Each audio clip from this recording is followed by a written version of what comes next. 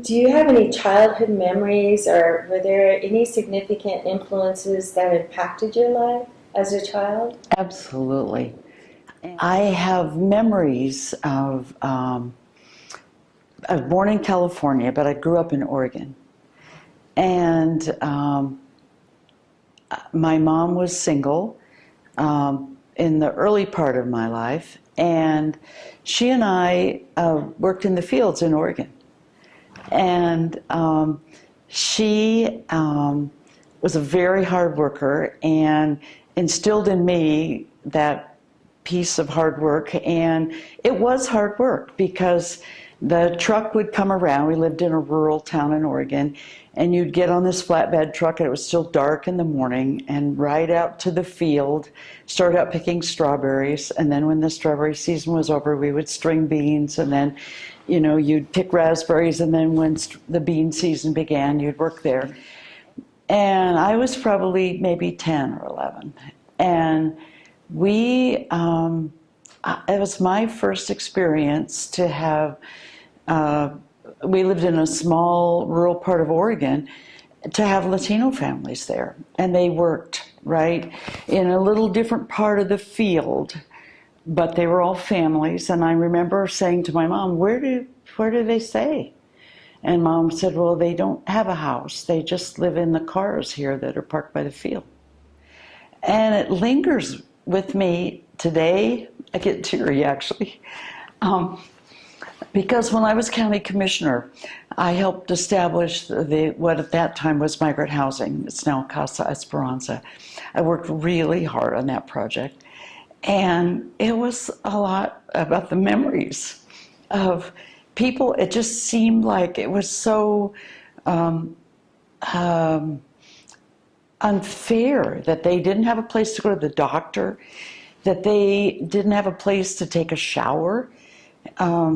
You know, and then the uncertainty of especially the young girls that I came to know and like, that they had no sense of where they might be next. Can you tell us more about what made you become a woman of action, a woman who wanted change? Well, I don't know that I think of myself that way. I feel like I think of myself as someone who cares deeply about things being fair and right.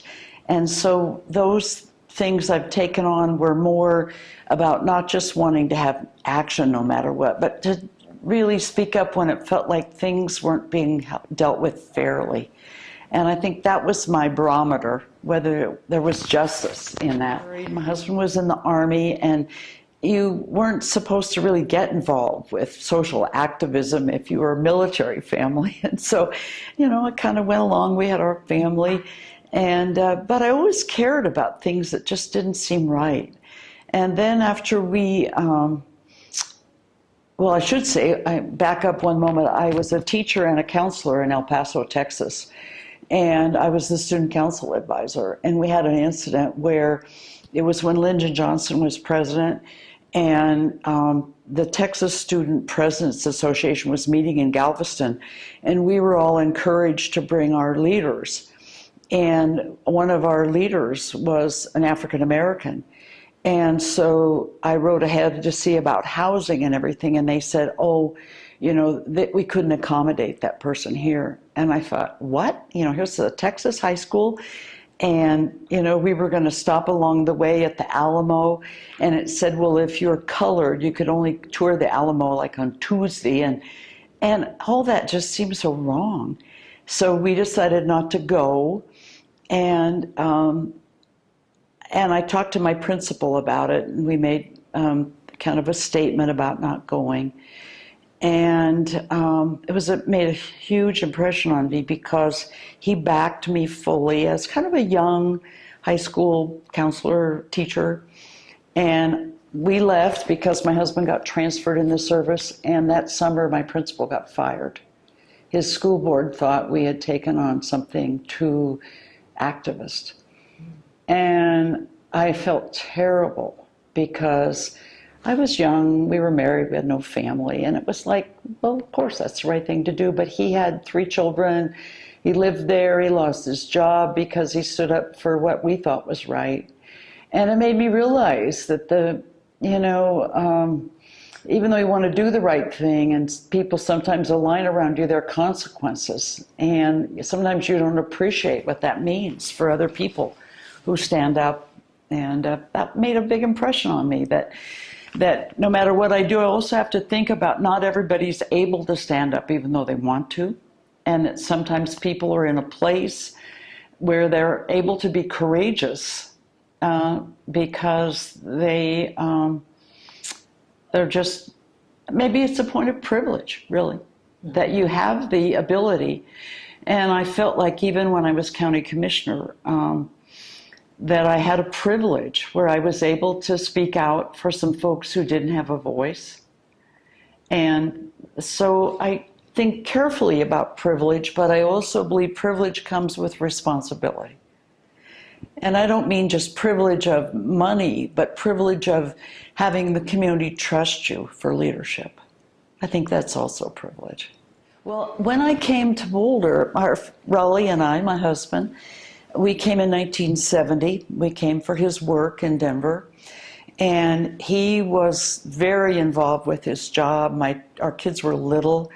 And so he was gone a lot. And I began to be involved first at the YWCA and then at AAUW. And I began to get involved in the Democratic Party. And one of the things I have to say early on, maybe in 72, I went to a caucus, and they elected delegates to the county assembly. I had never done anything political. And so I went, I didn't know anybody there, and at the end of the caucus, they elected the delegates, and we were all ready to go home. And one of the committee people, Paul Hagan, said, well, we have all men going. We should have some women go. He said, I would give up my seat if any woman would go. And I thought, well, I would like to go. But I didn't know him. And I thought, really? Somebody here would just do that because it was the right thing? So that really caught me. I have been a Democrat always. But that really activated me to say, maybe it was just one person, but he convinced me that there were people who wanted to just do the right thing.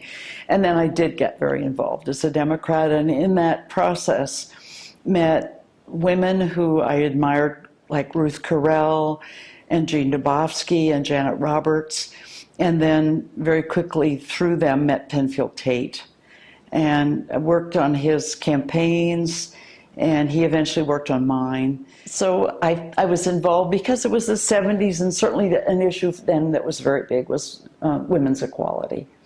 And I felt like, it was hard. I was happily married, and it was, for my husband's friends, and even for him, it was like, well, are you not happy? You have a nice husband, and why aren't you content? And it wasn't that. It was just that I felt like women's voices really needed to be heard and recognized in their own right. So I'm certain that my sense of social justice was honed on women's rights.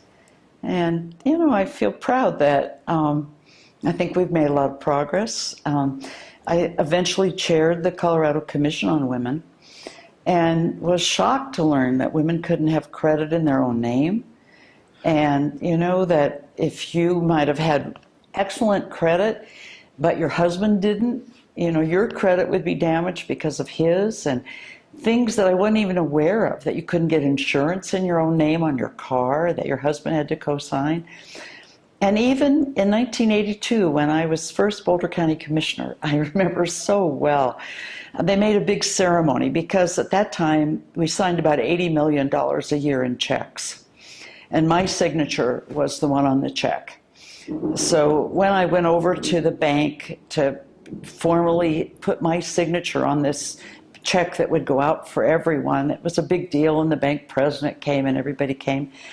And Jack Murphy, who was one of the county commissioners, said, when I went back, I wrote him a check for lunch that we shared or something. He said, I see you're using the Women's Bank in Denver. You should have a Boulder County bank. You're a Boulder County Commissioner. So I thought, gosh, you know, you're right. So while I was over there having this big ceremony, after everybody left, I said, well, you know, I'd like to open up an account. And they said, oh, good. Are you married? And I said, yes. They said, well, we'll need your husband to sign for that. And I had just been there signing for $80 million worth of accounts for the Boulder County. And I said, well, he travels internationally. He's hardly ever here during banking hours. And they said, well, we're sorry. We couldn't open your account unless your husband came in and signed for you. And I thought, oh my gosh, we still have a lot of work to do here. I mean, that was 1982, and it's not the case now. But it just reminds you every time something like that happens that you've got to help change that.